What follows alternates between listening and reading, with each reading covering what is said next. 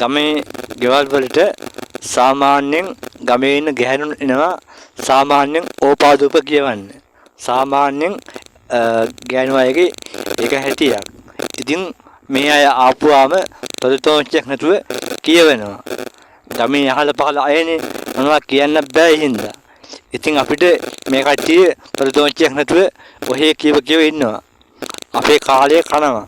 ඉතින් ඒ වගේ කෙනෙක් ආපුවාම අපිට එකපාරටම එයාලට යන්න කියන්න බෑ. අපිට එයාලා කරදරයක්.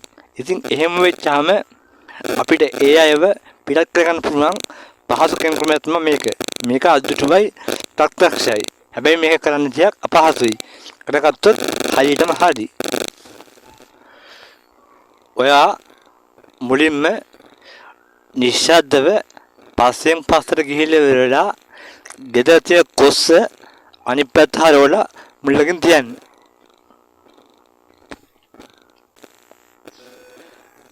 අනිත් පැත්ත කියන්නේ කොස්සේ මිට යටට කෙනි පැත්ත උඩට.